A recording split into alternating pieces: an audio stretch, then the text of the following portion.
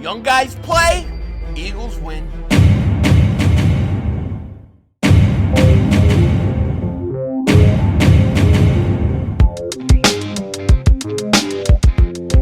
Dallas still stinks. You by the way, kick Dingbat here. Are you basking in the glory of greatness? Are you basking in the glory of being Super Bowl champions? How I'm pissing Cowboy fans off so much by my rhetoric. It is unbelievable, and I absolutely love it. Double moonwalk that ass is what I always say. And look, here's the thing.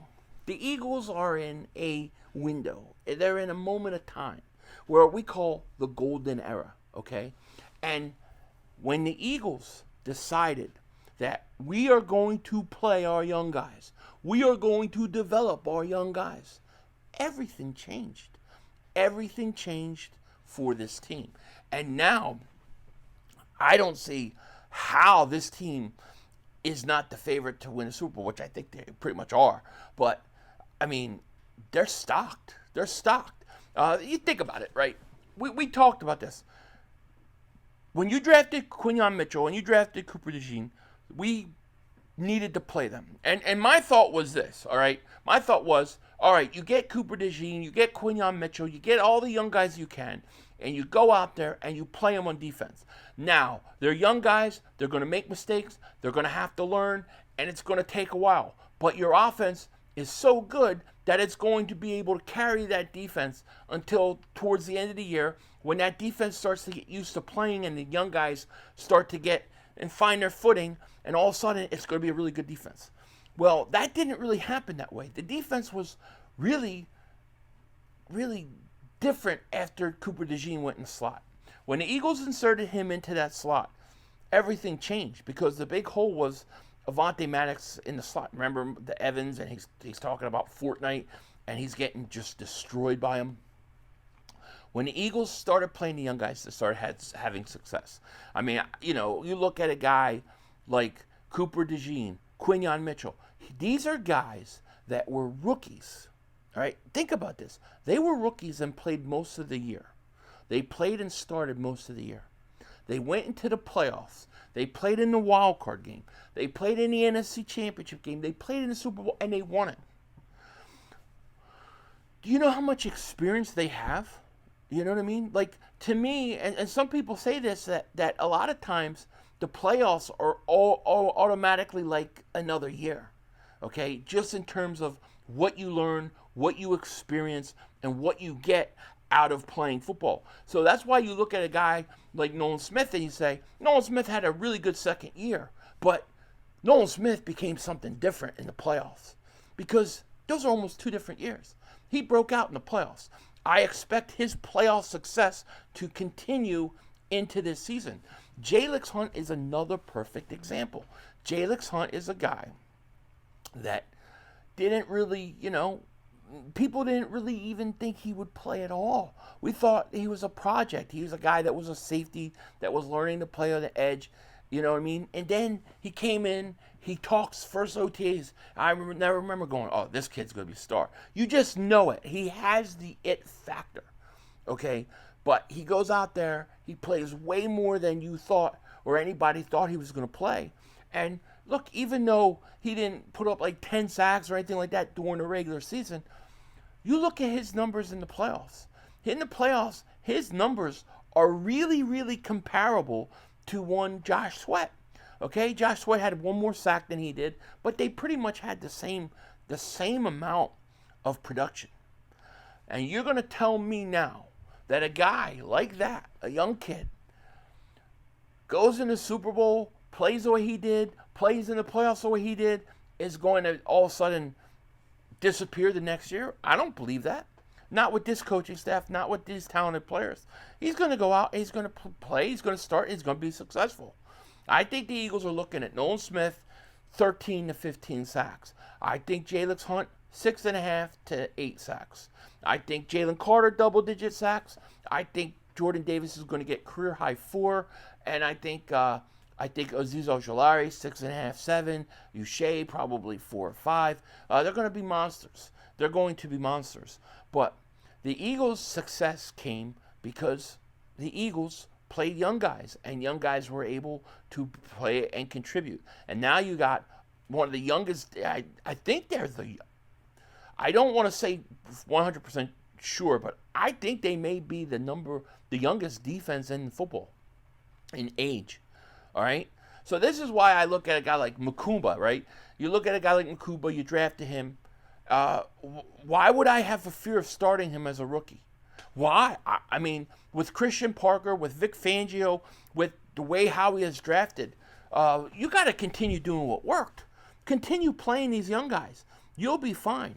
All right? This is why the Eagles are not just like, this is the difference between 2017 and 2024. 2017, you had a lot of guys who were older who really were having all one really good year, like one more good year, and that was kind of it. After that, a lot of them just weren't the same.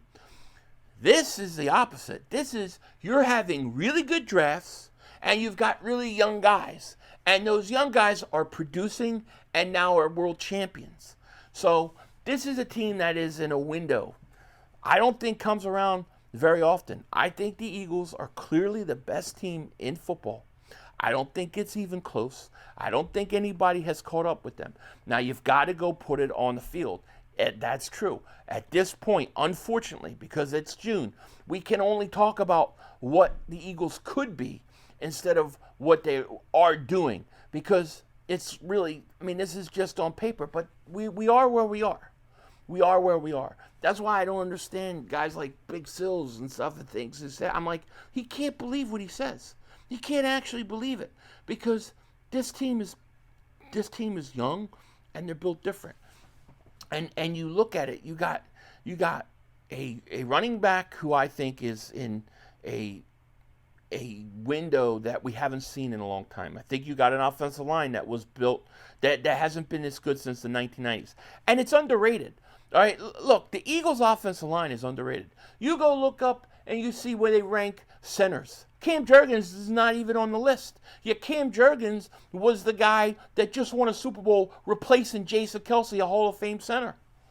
You look at Landon Dickerson at left guard. Do you ever hear his name in games? No, because he doesn't make mistakes. Same with Jordan Mailata, very rarely. Okay? But, Lane Johnson, Hall of Fame on the other side. You've got a stellar offensive line. And yes, they got questions at that right guard spot. But I don't think with Stoutland, who's a Hall of Fame coach at that position on the offensive line, I think they'll find their guy. This is the best offensive line I've seen since the 90s. It just is. And then you have a quarterback. Now you have a true winner.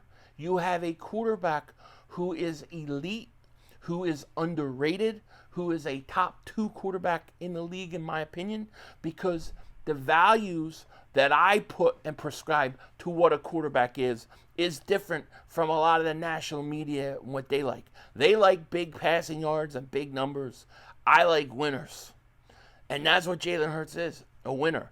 He may throw 22 times in a game, but his 22 throws are way more important than the 35 throws that the other quarterbacks are making because he has less opportunities to make the throws, so he makes sure he doesn't mess it up. Jalen Hurts is a winner. So you've got that. You got the offensive line. You got the receivers with Devontae Smith. You got 2 number 1 receivers. They're both number 1 receivers. And they complement each other well. You got the big beast wide receiver, A.J. Brown, right? Hard to tackle, hard to guard, can't stop him on a slant. And then you got one of the best route runners in football in Devontae Smith.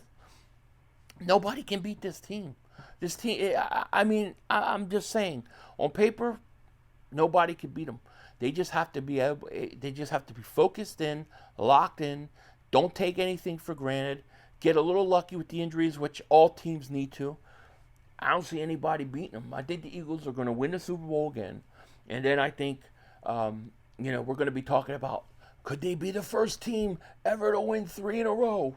And we'll see if they could get it done. But this team is built differently than everybody else, And that's the other thing. They're just built different. All these other teams, especially how you beat offenses, they're built to stop passing games and get to quarterbacks. If you're going to beat the Eagles, you got to stop the run. The Rams could not stop the run. Barkley, 2 games versus the Rams. In each game, he had 2 runs over 50 yards. You can't stop the run or run the ball. And to me, you don't have a chance to win. That's why I think the Eagles have a really, really good chance. With that said, take care. Talk to you later. Of course, don't be a dingbat. Remember, it's Howie Vision, baby. We're all just living in it.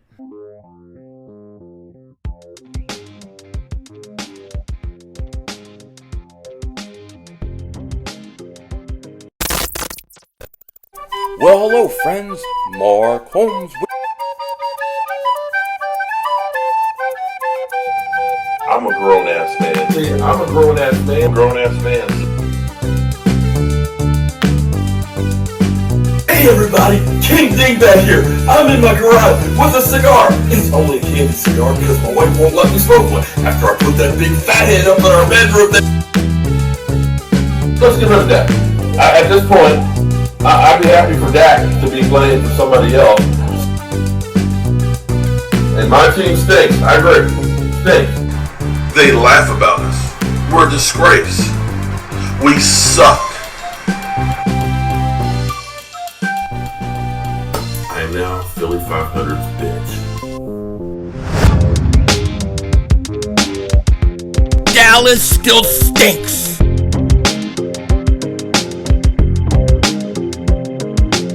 That's all, folks. The brother screwed us.